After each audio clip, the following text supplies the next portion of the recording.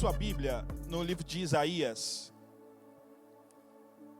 em um dos capítulos que seguramente você mais ouviu pregação na sua vida, que é Isaías capítulo 6, que na minha versão NVI diz: no ano em que o rei Uzias morreu, eu vi o Senhor assentado num trono alto e exaltado. A aba da sua veste enchia o templo. Acima dele estavam serafins, meus irmãos. Cada um deles tinha 6 asas. Com 2 cobriam o rosto, com 2 cobriam os pés, com 2 voavam. E proclamavam uns aos outros, dizendo: Santo, Santo, Santo é o Senhor dos exércitos. A terra inteira está cheia da sua glória. Ao som das suas vozes, os batentes das portas tremeram, e o templo ficou cheio de fumaça. O que eu quero fazer com esse texto é trazer algumas percepções da glória de Deus impressas nesse texto. É um texto que a gente lê sempre, e desavisados ou aqueles que se acostumam com o texto podem não perceber a riqueza dos detalhes que está sendo descrito aqui. O que está acontecendo aqui? O que está acontecendo é que Isaías está vendo o céu. Eu não sei quais foram as vezes que você teve a oportunidade de, tipo assim, ver Deus. Mas ele está dizendo: no ano que o rei Uzias morreu, eu vi o Senhor. Pensa num negócio desse. Ele estava sentado num trono alto, sublime. A sua glória enchia a casa, enchia o templo. E aí ele faz uma descrição dos serafins. Na maioria das vezes, quando você vai ver algum filme ou algum desenho, alguma coisa que fala de anjo, os caras têm uma auréolazinha, tem uma harpazinha, a maioria das vezes sabem cantar, vozes agudas, não é assim? Aí ele fala dos anjos que ele está vendo. Ele tem 6 asas. Com 2 cobrem o rosto, cobrem os pés, voam. E quando eles dizem santo, santo, santo, a porta treme. Tipo, tudo que está em volta treme. Eu não sei se você já teve essa experiência, mas se eu fosse Isaías, eu ia ficar aterrorizado.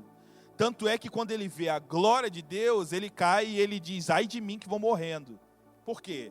Porque toda vez que o ser humano tem um encontro com a glória de Deus reflete quem ele é. Quando João vê o Cristo glorificado, João cai como morto. Por quê? Porque a glória de Deus, a luz que reflete a glória de Deus me ilumina e mostra quem eu sou. Essa é a experiência de Isaías. Algumas percepções eu quero tirar desse texto. A primeira é que Deus está vivo. Vire para 2 pessoas e diga: Deus está vivo. Ele disse que no ano que o rei Uzias morreu, ele viu o Senhor. Por quê? Porque o Uzias, ele é finito. O Uzias chegou ao fim. Uzias, nesse texto, representa de alguma forma uma instância alta da terra. Ele é um rei, mas esse rei passou. No entanto, Deus permanece vivo. Ele permanece vivo, sentado no trono. Porque, eu não sei se você sabe, mas o meu Deus, o seu Deus, Ele está vivo. Ele reina antes que o mundo existisse, Ele já reinava. Ele já está vivo muito antes do haja luz, Ele já vivia. De que forma? Não sei. A mente não alcança, mas Ele já reinava, Ele já era Senhor. Ele está vivo. Deus estava vivo quando o universo passou a existir.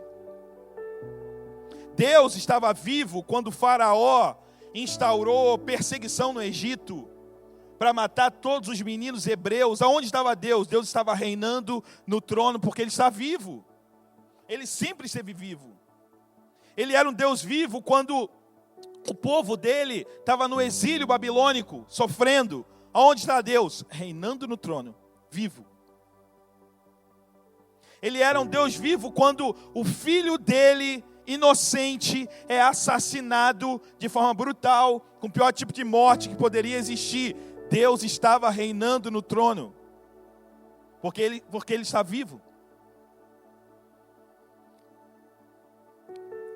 O problema é que a gente vê os rumores de situações e começamos a questionar a glória de Deus e começamos a questionar Deus. Deixa eu te dizer, a despeito de todas as desolações que acontecem na terra, Deus continua vivo, sentado no seu trono. Esse é o Deus que você serve. Esse é o Deus que eu sirvo. Deus estava vivo quando Nero queimou cristãos em Roma. Não sei se você sabe, talvez você saiba, lendo a Bíblia, que houve um tempo quanto à perseguição dos cristãos. O tempo onde está descrito no livro de Atos foi uma das maiores perseguições ao povo cristão. E talvez o ícone dessa perseguição seja Nero, que olha para as ruas de Roma e fala: as ruas de Roma estão muito escuras, precisamos iluminar as ruas de Roma. Ele manda dar ordem para pegar os cristãos, amarrá-los em pedaços de madeira, tacar fogo neles, e aí então os cristãos incendiados iluminam as ruas de Roma. Aonde estava Deus? Vivo, sentado no trono, governando sobre todas as coisas. Um dia o Nietzsche falou: Deus está morto. Aonde estava Deus quando Nietzsche falou que Deus estava morto? Deus estava vivo, sentado no trono, governando todas as coisas, inclusive a vida do próprio Nietzsche. Eu não sei se você sabe, mas esse é o Deus que eu e você servimos. Deus está vivo. Nietzsche morreu, mas Deus continua sentado no seu trono, reinando, vivo sobre todas as coisas. Daqui a talvez 60 anos, a maioria de nós não estaremos mais aqui. Daqui a 60 anos, possivelmente, todas as lideranças eclesiásticas, políticas, já terão passado. Aonde Deus estará? Sentado no seu trono, vivo, reinando sobre todas as coisas. Esse é o Deus que eu e você servimos. Deus não tem começo, não tem fim, não depende de nada, não depende de ninguém. Ele sempre foi e Ele sempre será. Ele sempre viveu e Ele sempre viverá. Ele é o alfa e Ele é o ômega. Ele é o primeiro e Ele é o último. Um dia, Ele disse para Moisés: Moisés, diga para eles que o eu sou enviou você. Para a gente entender um pouco o cerne dessa palavra, que é tão, enfim, não vou entrar na teologia aqui, porque é tão incrível aquele momento, para o povo judaico, sobretudo, a gente estava falando do povo judeu.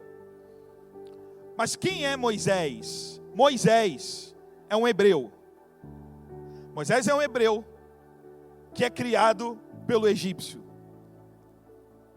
Por causa da perseguição, a mãe dele bota ele no rio, a filha do faraó acha, e ele é criado como egípcio. Então Moisés é um hebreu, mas que é criado como egípcio, mas vê o egípcio machucando o hebreu, ele vai lá e mata o egípcio, ou seja, ele defende a nação dele, aí agora ele é hebreu, aí ele foge para o deserto para não morrer, na maior loucura da face da terra, porque ele não sabe se ele é hebreu, se ele é egípcio, ele não sabe quem ele é. Não sei se você já passou por uma experiência na sua vida onde você perdeu o norte de identidade. Você não sabe mais quem você é. Ele não sabia mais se era hebreu, se ele era egípcio, ele não sabia quem ele era. E aí ele se encontra com uma sarça ardente. Eu queria muito ter visto isso. Tinha fogo na sarça, mas a sarça não se consumia. E Deus diz: mano, tira a sandália do seu pé. O lugar que você está pisando é outra parada. E quando Deus dá as instruções para Moisés, o que Deus está fazendo é dando norte para a vida de Moisés. Moisés, você estava com a sua mentalidade totalmente deturpada. Eu estou direcionando você, dando destino para você, porque é isso que Deus faz. Deus dá destino para nós. E ele pergunta: vão me perguntar e vão dizer quem foi que me mandou, e eu não vou saber o que dizer. E aí Deus fala para Moisés: Moisés, você não é mais um sem identidade. Então, antes de você pensar que quem está falando com você é um dos deuses do Egito, Ra, Anubis, que você conheceu a sua vida toda, antes de você tiver uma confusão louca, antes de você não compreender o que está acontecendo aqui e confundir com um dos deuses do Egito, fique aterrorizado com isso. Eu sou. Eu não tenho início e não tenho fim. Porque o que tem início e tem fim existe. Mas o que não tem início e não tem fim não existe. Simplesmente é. Então o que Deus estava dizendo para Moisés é: eu não sou um Deus do Egito, eu sou. Eu não tenho início e eu não tenho fim, eu simplesmente sou. O segundo ponto desse texto que nós lemos e que eu quero ressaltar é que Deus possui toda a autoridade. Diga para alguém: Deus possui toda a autoridade. É quase que inevitável. Eu antes de ser pastor, eu odiava esse negócio. Vire para o irmão que está do seu lado e diga. Aí quando você vira pastor e pega o microfone, entra um negócio que aí tu não consegue. Então, desculpa. Esse texto diz que Deus possui toda a autoridade. Por quê? Porque Ele não está sentado em um trono. Ele está sentado sobre um alto e sublime trono. Ninguém que tiver uma visão, irmãos, do céu, vai ver Deus, por exemplo, arando a terra do céu. Acordei cedo para arar a terra hoje. Você não vai ver, se você tiver uma visão como Isaías, você não vai ver Deus lavando as ruas de ouro. Você não vai ver Deus, por exemplo, preenchendo o relatório de admissão. Deixa eu ver quem é que está subindo. Ih, não é aqui não. Você não vai ver essa percepção de Deus, você não vai ter. Porque Deus possui toda a autoridade. Toda a autoridade. Diga, Deus possui toda a autoridade. O céu não está em desordem. O céu não é desordenado. Ele é regido pela autoridade de Deus. O Deus que você serve, que eu sirvo também. O reino de Deus é um reino que nunca terá fim.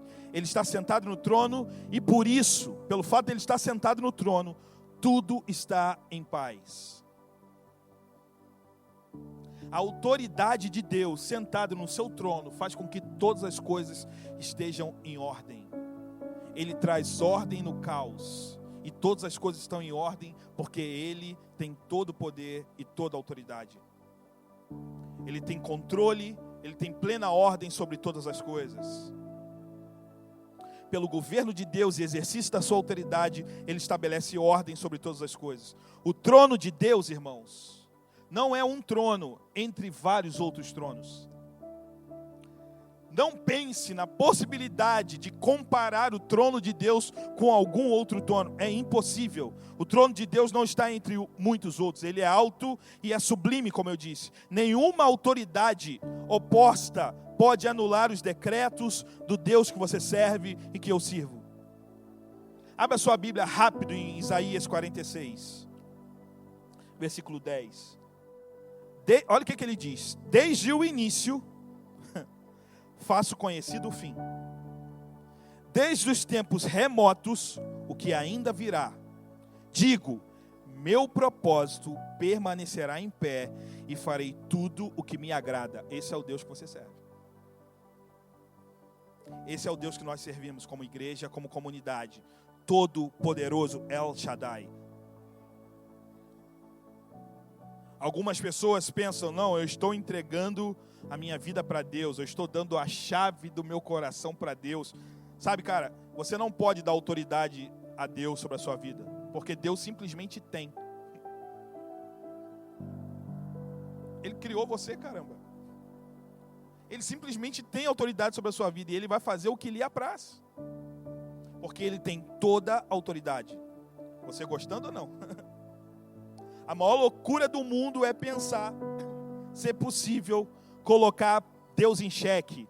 Tem muito lá no Rio de Janeiro essa parada. É tipo botar Deus na parede. A maior loucura da face da terra é alguém pensar que pode questionar Deus. Por quê? Porque todas as coisas que existem só existem por causa dele. Ele traz ordem sobre todas as coisas e as coisas acontecem. Esse é o Deus que nós servimos.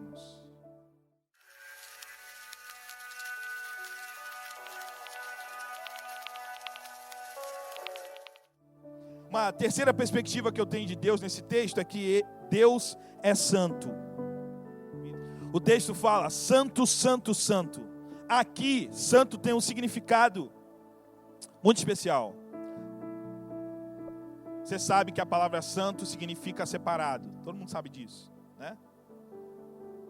tentando aprofundar um pouco mais o conceito da palavra, significa cortado, separado, excluído com propósito exclusivo. Algo santo é separado do uso comum.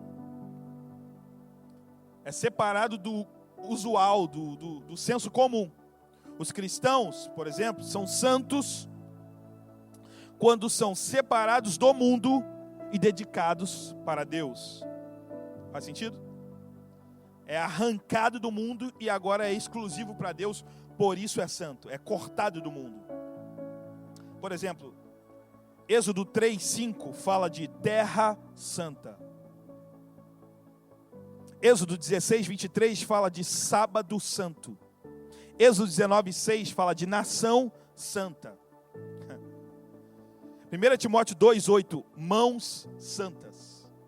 2 Pedro 1:21, homens santos. 1 Pedro 3:5, mulheres santas. Ou seja, quase tudo que pode ser separado do uso comum e exclusivo para Deus, pode ser santificado, ou seja, pode ser consagrado para Deus. Porém, a pergunta que eu faço, e que está aqui no texto é: podemos separar Deus de quê para que Ele seja santo?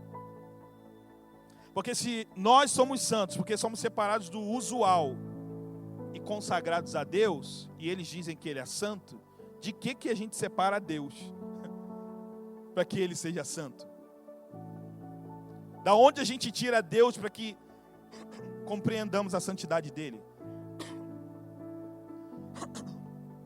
Por isso que Deus não é santo. Deus é santo, santo, santo. Ser santo, santo, santo é um nível de santidade que transcende a compreensão humana. Aqui, descrito santo, santo, santo, está querendo dizer que Ele é totalmente santo. Que Ele é plenamente santo. De uma forma, de um nível elevado, inigualável, incomparável, que ninguém consegue compreender. Esse é o Deus que a gente serve. Deus é uma realidade absoluta, irmãos. Deus não é relativo. Aos espiritualizados, talvez Ele seja uma força, uma energia. Mas o texto sagrado mostra para nós que Ele é santo. Ele é absoluto. Ele não é santo porque Ele obedece regras. Ele criou as regras. O Deus que você serve, o Deus que eu sirvo, Ele não é santo porque Ele guarda a lei. A lei é santa porque revela a essência de quem Ele é. Esse é o Deus que você serve, cara. Esse é o Deus que eu sirvo. Ele não precisa cumprir a lei. A lei mostra o caráter dele, santo. Ele é absoluto. O resto é totalmente derivado. Como eu disse, quando perguntado sobre o seu nome, ele responde: eu sou o que sou. Não existe parâmetros para definir santo, santo, santo. Talvez a língua portuguesa nem consiga ainda ter toda a compreensão plena desse termo para poder traduzir. Falta palavra para a gente, para descrever da santidade de Deus, para dizer quem Ele é ou como Ele é. Sua santidade sem medida expressa a sua essência divina, absoluta, única e singular. Esse é o Deus que você serve e o Deus que eu sirvo. Abra a sua Bíblia em Abacuque 2:20.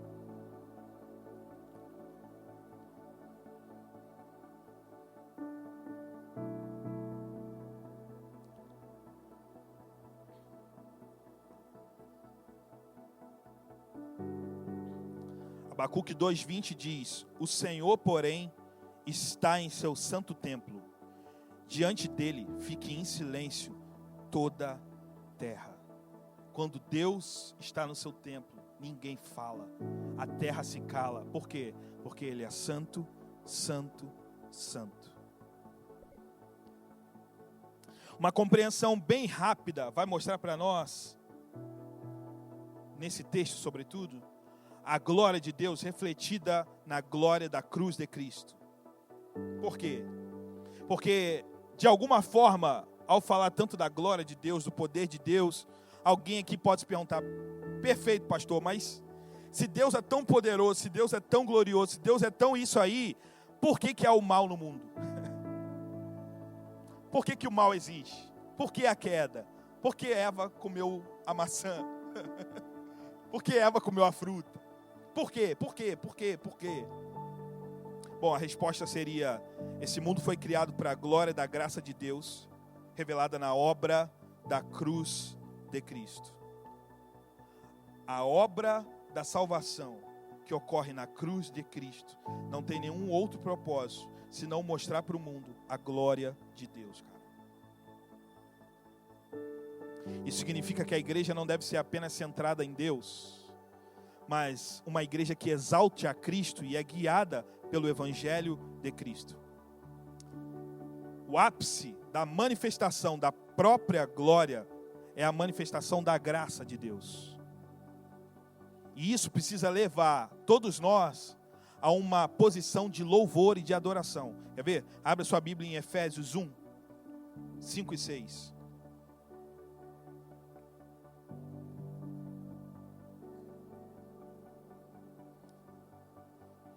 Efésios 1, 5 e 6. E em amor nos predestinou para sermos adotados como filhos, por meio de Jesus Cristo. Por meio da cruz de Jesus Cristo. Por meio de Jesus Cristo. Conforme o bom propósito da sua vontade. Para quê? Para o louvor da sua gloriosa graça, a qual nos deu gratuitamente no amado. A cruz de Cristo ressalta a glória do Deus que eu e você servimos. Deus planejou o louvor da glória dele e da sua graça antes da criação do mundo. Alguém pode pensar que Deus estava no Éden e aí Adão pecou e ele falou: caramba, falei para o cara não comer a fruta, ele comeu, vou ter que criar agora uma solução. O que eu vou fazer agora? Alguém pode pensar assim. No entanto, todo o plano de Deus, todo o plano que Deus criou, culmina louvor, glória, e isso acontece antes da criação. Acontece desde os princípios remotos. A graça não foi uma decisão de Deus, já tardia, por causa do pecado de Adão, como eu falei. Sempre foi o plano dele. E sabe, deixa eu te dizer uma frase, que talvez seria uma boa frase para o seu Facebook ou Instagram. A graça é o topo do monte da glória de Deus. Em tempos onde muita gente prega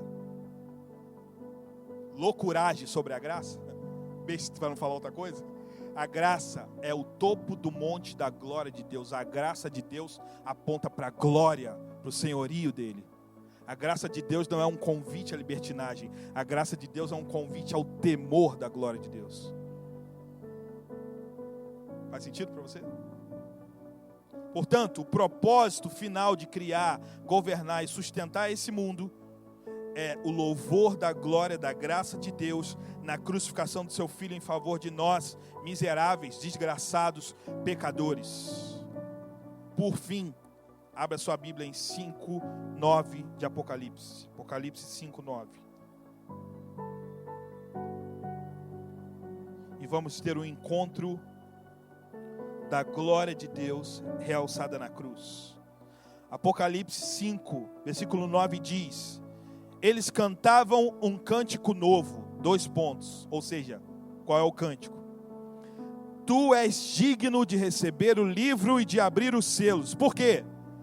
Pois foste morto, e com o teu sangue compraste para Deus gente de toda tribo, língua, povo e nação.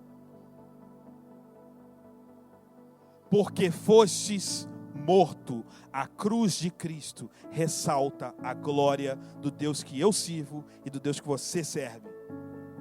E aí alguém pode estar perguntando, mas por que uma pregação realçando a glória de Deus?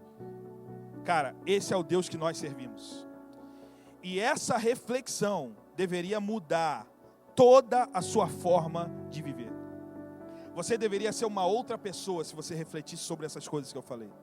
A tua vida, as tuas coisas, a forma como você lida com dinheiro, a forma como você lida com a sua família, deveria ser outra coisa se você tivesse em mente, 24 horas por dia, o Deus que você serve. Você deveria ser uma outra pessoa, inclusive, se você tivesse em mente quem Deus é. Qual é o problema? O problema é que nós estamos inseridos dentro de uma cultura humanista que prevalece entre nós.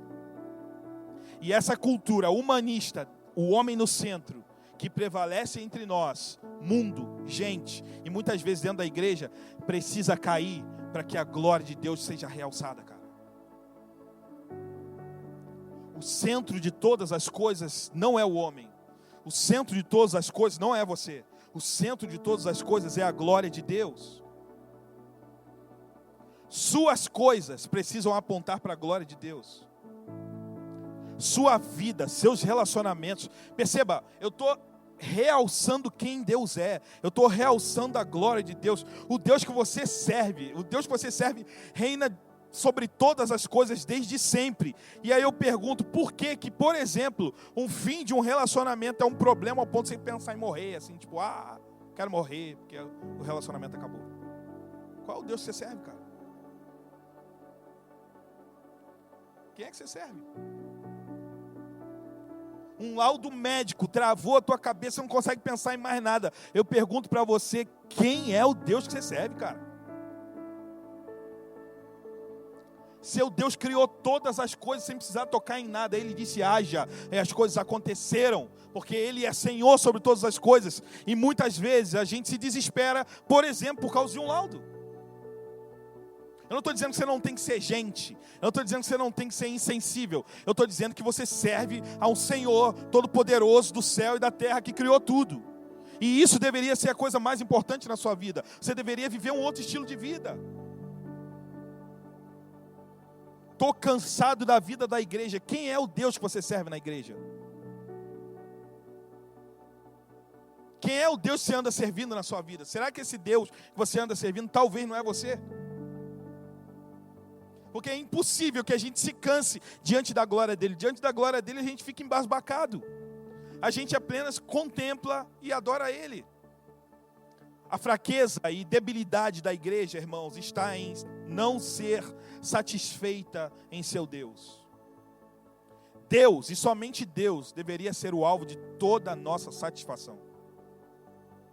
Mas nós facilmente tornamos outras coisas mais importantes do que esse Deus. E deixa eu te dizer uma coisa, se você não vive em função 100% da glória de Deus, ou você não entendeu, ou você é imaturo, ou você nunca se converteu. Se você não vive 100% em função da glória de Deus, ou você é imaturo, ou você não entendeu, ou você nunca se converteu. Sabe por que eu estou dizendo isso? Porque o diabo, terminando aqui, não brinca de ser diabo. O diabo está fazendo o seu trabalho no mundo. Qual é o trabalho do diabo? É levar os homens a não contemplar a glória de Deus, mas a contemplar a sua própria glória. Olha o que ele fez com Adão e Eva, e você vai perceber isso. Deus diz, façamos o homem à nossa imagem. Façamos o homem à nossa imagem e semelhança. Aí o diabo diz para Adão e Eva, no dia que vocês comerem a fruta, vocês vão ser igual a ele. Façamos o homem à nossa imagem. No dia que você comer, você vai ser igual. Ele já era. No entanto, a visão da glória de Deus foi deturpada. E aí, um outro Deus tem que entrar no lugar. E comumente é isso que acontece na nossa vida. A gente não olha mais para a glória de Deus. E a gente olha só para a nossa glória. E por mais que isso esteja confrontando você, e você diga, pastor, eu não faço isso, as suas atitudes podem conduzir a isso. A forma como você conduz a sua vida, a sua família, a sua faculdade, o seu trabalho, as suas coisas, pode mostrar que a despeito da glória de Deus, você está mais interessado com a sua glória. Não é pelo que Ele faz, é por quem Ele é. Deus não é obrigado a te dar vitória. Até porque a maior vitória que Ele te deu foi a vitória do Filho dEle, morto na cruz do Calvário. Por isso você não deve adorar a Deus pelo que Ele faz, mas por quem Ele é. O John Piper, ele tem uma frase, na verdade é um conceito teológico, mas eu quero traduzir como uma frase, que diz que Deus é mais glorificado em nós quando nós somos mais satisfeitos nele. Deus é mais glorificado em nós quando nós somos mais satisfeitos nele. Traduzindo, Deus não é mais glorificado em nós quando você levanta a sua mão e diz glória, glória, glória. Isso não acrescenta a glória que ele já tem. Mas Deus é mais glorificado em nós quando você acorda de manhã, talvez com dificuldades, com problemas, com vontade de chorar. E você diz, Deus, eu estou com um monte de problema, mas eu sei que você é Senhor sobre a minha vida a despeito dos problemas. Eu não vivo para os problemas, eu vivo para você, porque você é Senhor. Deus é mais glorificado em nós quando nós somos mais satisfeitos nele. Como igreja, nós precisamos aprender a nos satisfazer no Senhor. Parar de correr atrás do vento. Parar de correr atrás de coisas que têm início e têm fim. E começar a apegar-nos a um Deus que não tem início e não tem fim.